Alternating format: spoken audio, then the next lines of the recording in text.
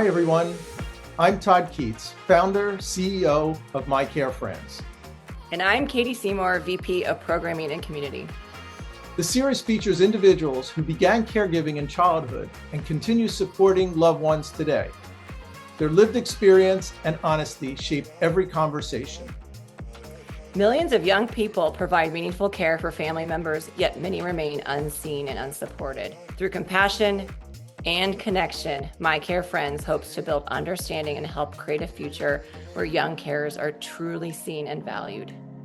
Follow us on LinkedIn and Facebook and watch each episode on the My Care Friends Network on YouTube. And now, Jacqueline, Omar, and Aditya, over to you. Thanks, Todd and Katie. We're excited to bring this very important and special My Care Friends educational program to viewers wherever you may be around the world. Caregiving is a responsibility that presents many challenges, and even more so for people who are or have been young carers, like us. We hope you'll join us for each episode, whether you are a young carer or someone who cares about a young carer. Today's episode is School vs. Care, the impossible balancing act. And as always, I'm joined by my two co-hosts, Omar and Aditya. Do you want to say hi, guys? Hi. Hello, everyone. Nice, short and sweet. So to introduce us to today's topic, I really think it's important to frame the sort of conflict between the expectations of being a student at school and having caring responsibilities or being a young caregiver. And I think for me, the thing I found most challenging about school was, the expectation of regular attendance, doing your homework each night, and really the idea that young people don't have other things to worry about outside of school. They just rock up at school in the morning, leave all their home worries at home, are there to learn and have fun with their friends. But that wasn't my experience. I often found I was really tired at school if I'd been up with my caring responsibilities, or if one of my brothers had been in hospital and I'd slept in the hospital overnight and come straight from school. That's definitely not a state where you're feeling well rested. But I think it's hard because you're often seen as falling behind. And even in primary school or elementary school for our US audience and Omar, there's not really a falling behind in primary school the same way there is in high school. It's all about learning and building upon the knowledge that you've gained in prior years. So I think it can be quite confronting to feel like you're falling behind because you're actually just balancing more than anyone knows, that teachers know, than your peers know. It's only really your family that sees everything that you're juggling. So I'd like to hear a bit from you, Omar and Aditya, about this sort of double life of being a student and also being a young carer at home. What did your daily routine look like between those two identities? For me, I would say I was very overwhelmed, especially at a very young age. I remember thinking about this shouldn't be the thing that I'm doing. I'm balancing school while also being a youth caregiver. I was going through things at home, especially, cooking for them, cleaning, bathing them, and then having to wake up and, bathe myself, feed myself as well. It's like I'm living this double life that nobody knows about, and I'm still going to school and working extra hard and trying to do my best, just even pass my classes. And throughout it all, I just really felt overwhelmed because not only that, I was also falling behind in my classes as well. And the teachers really didn't help me or really didn't understand what I was going through, which is I was a youth caregiver and they didn't know how to, tackle that because no one really knew. I got punished, for having, turning in late assignments. I remember one time where I got punished for, you know, turning in an assignment late, and I always had, A's in the class. I always turn my work in on time, but the teacher, she gave me silent lunch and she separated me from, all the other students. And I really felt like, oh my gosh, I don't really think nobody really cares about me. Is this how they treat people, I guess? But going through that, it really did shut me down even more, which even caused me more to, fall behind in class and, just really not to take care of myself or my grades. But living this double life, it was very hard, especially for me. What about you, Aditya? Well, for me, I think I'm lucky that I've always been a fairly academic student from the beginning. But I think what I learned is as I was going through sort of secondary school, high school, and it starts off all right in, the when you first enter. As the years go by and, there's more exams and everything starts piling in, I then started to realize that to get the grades that I was getting, I'd have to work so much longer than all my other peers, and especially the schools where I went to, which were sort of known to be slightly more academic, those academically rigorous. There's kind of that expectation that everyone has to do very well, and I wanted to do well as well. I never really wanted to let my sort of circumstances diminish my academic capability in any way. But I kind of realized that going forward, there's so much more than I realized when I grew up. And it's just how much, because sometimes you're studying and then you just have to get up, sort of look after my brother, deal with a little minor crisis, go back, sit down, just sitting down. 2 minutes later, you've got to go back. So it's kind of just boomeranging around the house. And I think that disruption, whilst in the long run, I must admit, it didn't make a huge difference to my grades. I definitely think that the amount of extra work that I've put in and kind of the tiresomeness and just how fatigued I felt going into the school days, I think that ended up being brushed under the carpet. That's just something I ended up thinking, well, I don't think anyone's going to understand this. I don't think it's really a big deal. I reckon everyone else is just working on. It's not really a big deal for me. But I think only when I got to slightly the older years, I started to realize that maybe maybe this isn't very sustainable. So that's my experience so far. Absolutely. And I think it's so interesting what Omar said about like silent lunch as a punishment for, handing in things late or sort of consequences of your caring role. I don't think we have silent lunch in Australia. I've never heard of that, but that sounds so lonely. And I think it just really shows how much the educational system doesn't understand the experience of young carers because social isolation is a big issue for young carers and feeling like they can't relate to their peers. And now you have a lunchtime, I presume, on your own, not outside playing with your friends. And punitive measures really aren't doing anything to support young carers. And Aditya, I totally understand what you were saying about feeling like you're really a high achieving student, but so much extra effort has to come to maintain those sort of grades. And I felt like I had these two identities of being a young carer and being really empathetic and committed in my home life, and also being a great student. But around year 9, which I think is like middle school in the US, I sort of became quite disengaged at school. I actually didn't want to continue high school. I thought I was going to drop out of school in year 10. And that's because I felt this conflict between my two identities. Like I was so studious and really committed to my studies. I was in lots of extracurriculars. I was in choir, I was in band, I had leadership positions at school. But because my caring role and also my own health impact of my caring role was impacting my performance at school, I felt like my teachers didn't respect me or they didn't recognize all this hard work that I was putting in to maintain my double life. So when my grades were impacted, I felt like teachers weren't understanding how much effort I was putting in, even if it wasn't reflected in my grades. And I think that made me feel like really disillusioned and I sort of became less studious and it was quite hard to build back up to the committed like love of learner that I'd been when I was young. So I think that is a really hard balancing act to have people recognize and validate those two separate identities. And I think grades and fatigue, something you mentioned, Aditya, it is really hard to balance those things. And you feel like you can be labeled as lazy or disengaged, which is definitely how I became, sort of as a reflection of people projecting that onto me. But really, it was because I was exhausted and I felt like I couldn't keep juggling. Like my mum always talks about this metaphor of like juggling so many balls and you can't keep all the balls in the air. How did you feel in terms of the misperception of how you showed up at school versus the realities of your caring role? For me, I think it's just something I naturally adapted to. Um, I think the major thing was the relation with the peers, actually.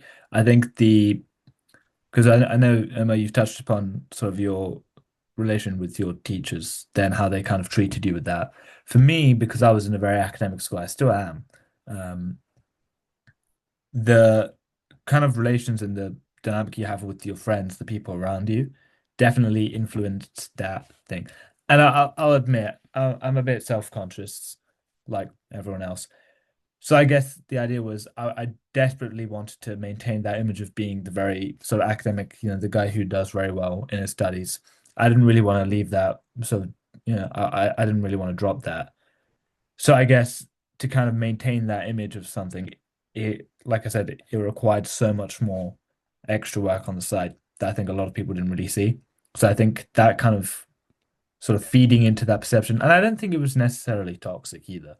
I think it was just naturally what I wanted to do, what I wanted for myself as well. But I think that environment, upon reflection, whether or not it was good for my well-being or not, I'm not really sure. But yeah, I think just that kind of that misconception, almost that kind of duality of I'm trying my best to look as though I'm engaged in lessons to sort of give the impression that I'm really locked in. And then at home, I'm completely different. I've got a different life. That duality, like you mentioned. Yeah, I don't know. I mean, I'm still living through that school life right now. It's very confusing times. Um, a bit of it got bitten off by the pandemic. And I don't know. I think it'll take a few years of wisdom later for me to look back and actually really be able to digest what's happening. For me, I guess it was just more each day as it comes. I'm just trying to adapt as much as possible, and just take a day at a time at this point. I definitely relate to that. I feel like it's that image. I don't know if it's ducks or geese or something, but I've heard people talk about there's some animal in a pond that is like floating along. I think it's ducks underneath the water. Their like feet are going super fast to keep them floating, but when you look at it from the outside, you just see them floating along nice and calmly and smoothly. And I think that's sort of what you're talking to, Aditya, is like no one sees how much effort goes into it.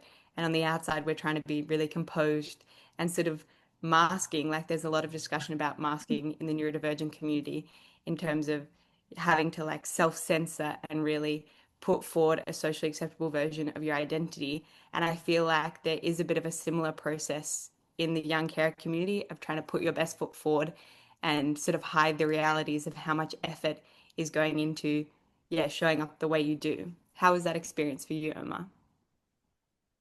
I would say for me, I definitely agree with what you guys said.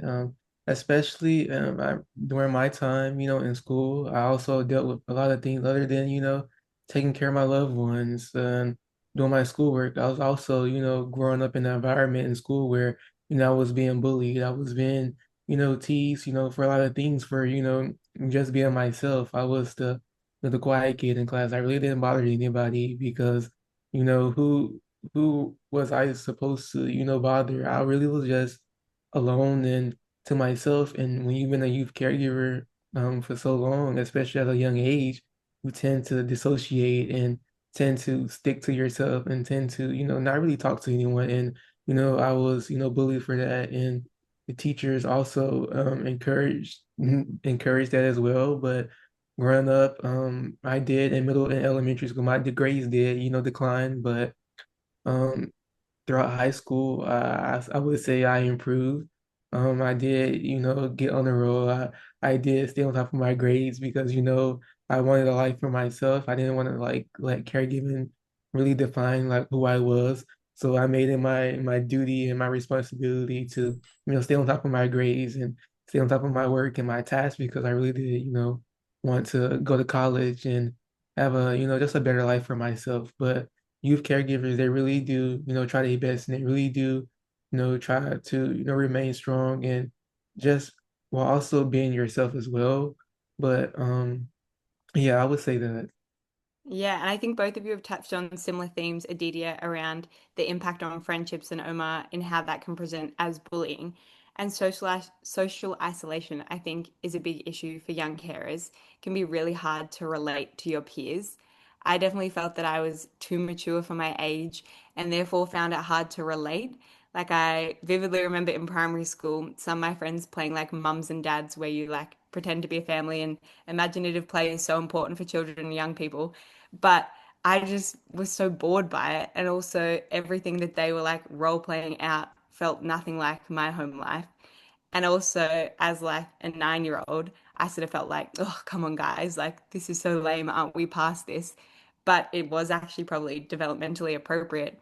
It's just that I felt I'd grown up so much beyond that that I just wanted to like sit in the corner of the schoolyard and have like deep conversations with my friends because I thought that's how I could best connect with my peers. With friends not understanding your experiences as a young carer, how was that for you? Because I think in schools, you're surrounded by people. You've got a class full of kids your own age. So you should be into similar things and having similar life experiences. How was that for each of you? I mean, there's a lot I can say about that, honestly, with my experiences. I've always been very open about my experience uh, as a caregiver. I've always been very open about my responsibilities. It's not something I ever hesitated to talk about. But I guess the reception of sort of conveying that message to a lot of people.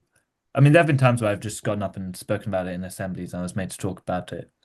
But seeing the reception, how people react to that differently, that was quite an interesting point because a lot of people, who were my friends at the time, supported it. They were very much like, wow, this is really interesting. I never knew this about you. There was also a lot of people who kind of found it a bit funny, didn't really get it, found it, kind of made fun of it, which didn't really bother me. But I think it was quite insightful to see that when you're in a school setting, a lot of people don't actually know the experiences. And, when you convey those experiences, people often kind of take it and just take the mick out of it. But mainly for me, regardless of how close I am with my friends, I think it's always very difficult to explain really what you're going through. It doesn't even have to be mentally, just it's just really hard to explain literally what you have to do and what you actually are going through, even with your closest of friends. Um, so I think honestly, sometimes it's just not a topic I talk about too much in depth, the kind of inner workings of that. But I think with regards to kind of the growing up, the maturity thing that you mentioned, what being caregiver has done, it's taught me to be very selective about who I associate myself with. Like, because I'm a lot more mature now, and because I know that I have responsibility and that this is, with my brother, this is someone I need to be around to actually protect him in the long run. It kind of stopped me from doing a lot of stupid things and sort of hang out with people who do stupid things as well. So, and I think just naturally, I've never been someone who, wanted to go out and do kind of silly or kind of risky things anyways. I've always been a pretty laid back person with that. But I think more so it definitely it was kind of a kick in the knee just every time I was kind of tempted to sort of go into these groups that perhaps weren't the best for my well-being. It's just a reminder to say that, you've got a brother at home. You screw around right now, something might happen and he needs someone to look after. So I guess maybe in that sense, that's kind of how my friendship formed. And now, the friends that I have, the really close friends I have, they're people who have the same values as me and I can talk to an extent about what I'm going through. They understand it. But, you're never going to be able to completely convey what you're going through. And you can't expect them to understand completely either. I know they have problems that they probably can't explain to the best of their abilities. So yeah, that's sort of my experience going through high school. Definitely. I really relate to that in terms of what you talked about with risk taking. I felt like because I grew up being so mature and looking after other people, sort of, yeah, around year 9, and especially during COVID when everything felt so like abstract, I personally felt like it was really hard to see like the meaning of life or like life beyond COVID because everything felt so insular and day to day. I sort of wanted to be more rebellious or make bad decisions or not have the weight of being responsible. But once you have that expectation from other people that you are mature and you are strong and you are there for people in your life, it's quite hard to shake that. So I definitely think Did, that can shape that Sorry to relationship. cut in. Did that ever affect kind of the friends that you chose specifically? As I think in it the did. kind of I people that feel you like want to associate yourself with? yeah, I always like you had friends that were more serious or sensible, but then I was like, this is boring. Like I'm not getting to live the fun teenage life. So I feel like I did have a little period where I made friends from different groups that probably didn't align with my values. But like I had fun, and I think it is important to explore other parts of your identity and Yeah. not always have the pressure to be the serious one. Yeah, What absolutely. was I your mean, experience like, yeah. Omar? I would say for me, I really didn't have the experience, I would say, of being a teenager, I didn't go to my high school prom. I did go to a middle school prom, but I would say that's about it. But in high school is when I made my first friend actually. And talking with her, it wasn't until I realized that she was also a youth caregiver that I didn't even realize. She was taking care of her grandma, and she didn't really talk about it. She did have multiple friends as well, and I kind of was sort of thinking about how can she have so many friends and do all these things, while for me it's very different for me. I didn't really get to go out. I didn't really get to do the things that she was doing. So for me, I often compare myself to her, and it was very difficult at first. I didn't want to resent her because that was really my friend, but at a certain point I was really jealous because she was going out, she was having fun, she was going parties and doing all these things while I was at home taking care of my loved ones, really going through my mental state, really going through, something that other people may not, just be going through. But for me, high school, it was very difficult because also during high school, that's when, the COVID thing happened and all these different things happened as well. And I think COVID was one of the things that, took away my uncle. My uncle passed away before graduating high school. So that year was very clouded for me as well because losing some of your loved ones to COVID when he was already, going through, all these different things as well. He had a stroke, he had heart failure, and the COVID that just basically add on to it, and just, something that happened. But yes, I would say my teenage years, it did. I didn't really have a teenage year. I would say my teenage year is actually me right now in college because the things that I didn't get to do in high school, I'm really doing there, right now in college, hanging out with my friends, going to parties, going out more and just trying different things, traveling the world, going to other states. It's been a very surreal moment, and I'm glad I had the opportunity, just to get out of that funk and, just relive my teenage years. I'm glad too you've had that opportunity for some fun and for some lighthearted time in your life. And I feel like I'm in a bit of a similar position at uni. I really like the uni lifestyle and being able to have the flexibility to see my friends on a whim, to have people over for a sleepover on like a school night, even if we have uni the next day. There is a lot more flexibility in tertiary education and something you'll have to look forward to, Aditya. Yeah, And looking I forward think, to it. yeah, from our perspective now, Omar, we're both in university. And now that we can look back on our high school and our primary school experiences and really use our perspectives now, what's one thing that each of you think that schools got wrong, that now that you've been through the system, that you really wish educators had understood? Well, I've got an interesting story about this. I say interesting. Hope I don't bore anyone to death with this.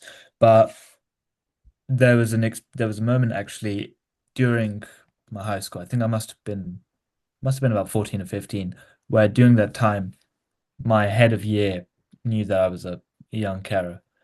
And at the same time I had a few health complaints, pretty serious health complaints during that time period.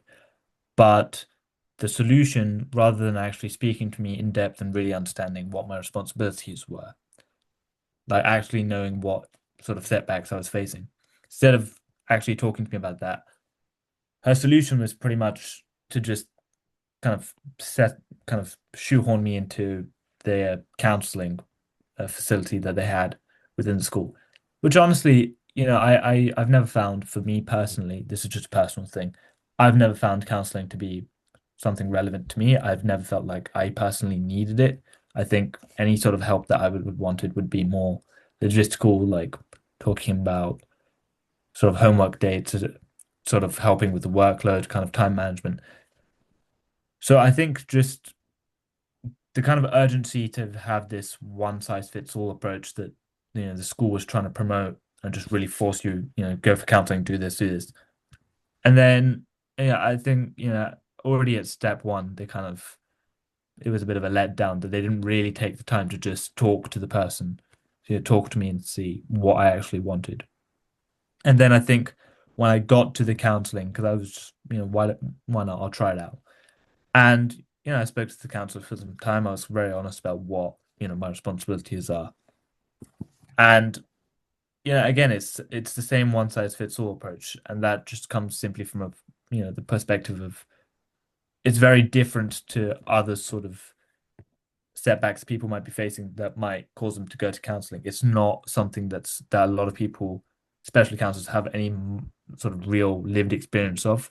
So it's very difficult for them to come up with an approach more sophisticated than sort of box breathing and writing whatever you want on a letter and burning it, whatever it was. I think we So all know yeah, box breathing way too well.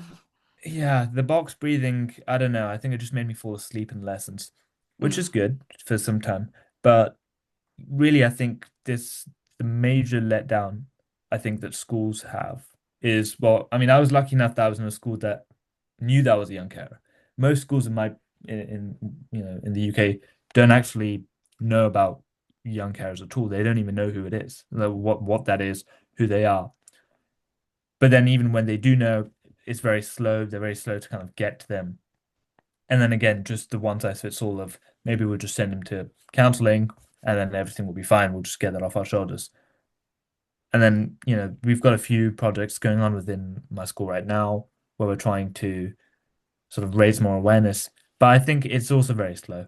It's just months and months of just giving the same assembly, putting posters up, and nothing really much gets moving forward. We don't really do much about it.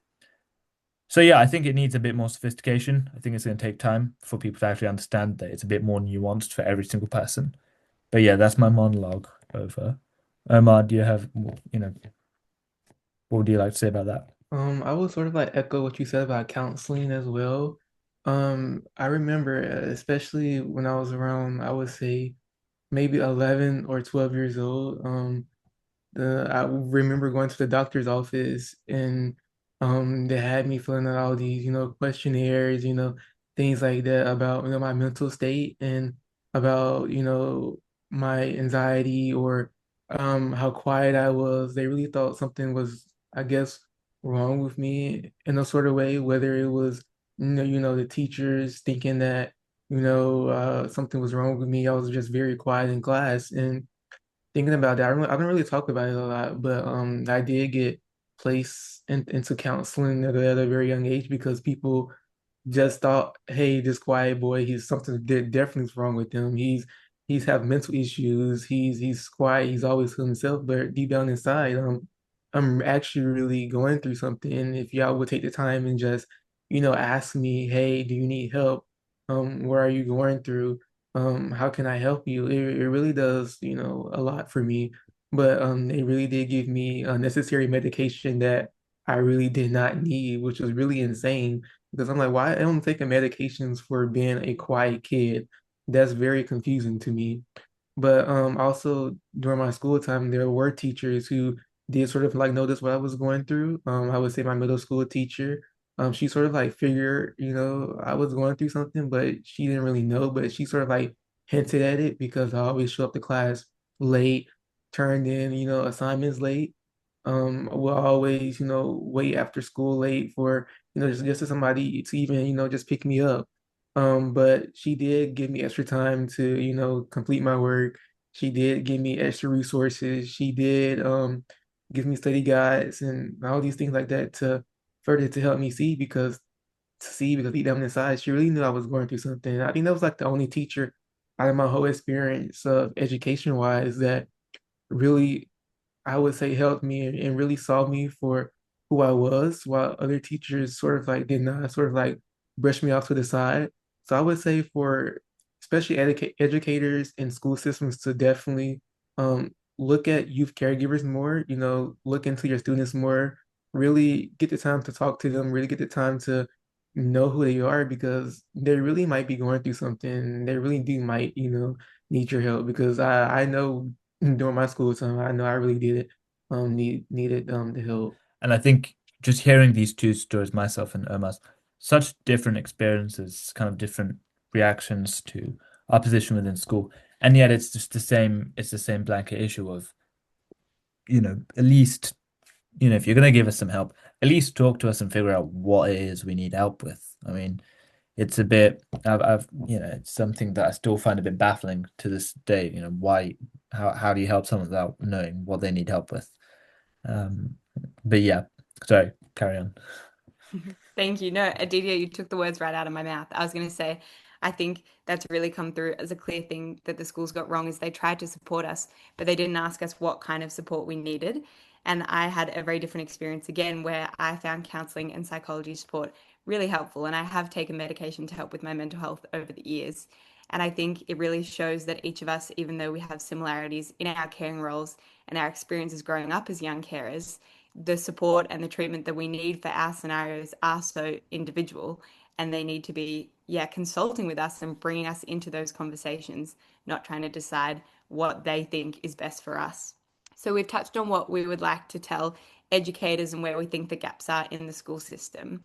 To finish off, I'd like to emphasize that young carers, when you're struggling at school and you're trying to balance these two identities, you aren't failing at either of those responsibilities. You're just doing two full-time jobs. You have your home life, which is all consuming, and then obviously your life as a student is meant to be your priority and you're meant to be putting your time into that during the school day, but then also with your homework and things like that outside of school hours. To finish off, what's something that each of you would like to give as a message to caregiving youth or young carers about balancing both school and your caregiving and home life? Well, I'll go first with that. I don't know. I think it's really difficult to kind of sum it up because I think everyone has such different experience with that.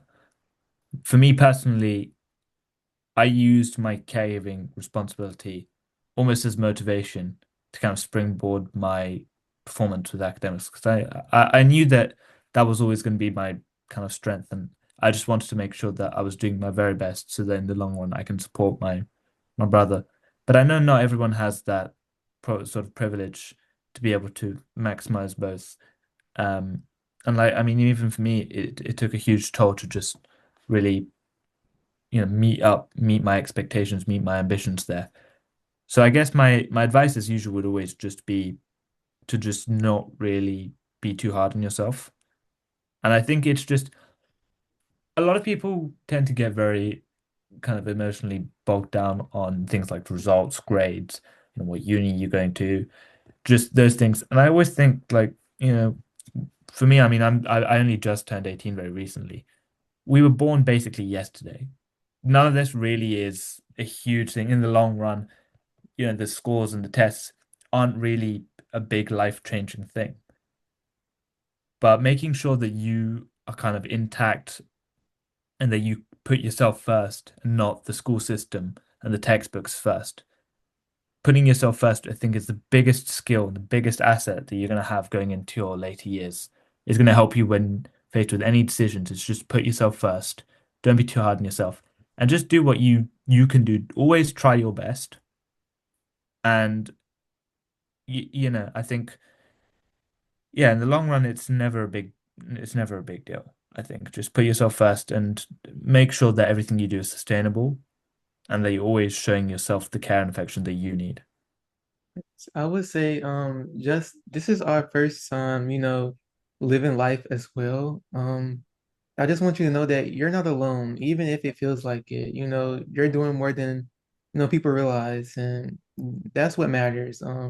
Just give yourself more credit because, credit for everything that you're balancing, because what you're doing is something that's not alone. Other people are, other youth caregivers are going through the same thing as well. But I just want you to give yourself more grace, give yourself, time, pat yourself on the back for doing so well and just showing up to school and just trying to better yourself and give yourself a better life because in the long run, I really do think it does pays off. And I would say that as me, for example, it really does pays off. I really didn't think I would be here today, especially attending university. I always thought my life would be confined to caregiving, confined to caregiving my whole life, but I really didn't let that define me. I showed up to school. I did my work because I really wanted to better myself. So I would just say, give yourself more grace. I love that message. And I think it is really important to not be so hard on ourselves. And I think this episode's really showed us that caregiving isn't just emotional, it impacts a lot of areas of our life in a practical way, and school is one of those biggest areas. I'm excited for our next episode, which goes more into the practical realities of being a young carer. So I hope you'll join us for episode 5, What No One Sees, the Practical Realities. Thank you for joining me today, guys, and we'll see you next time.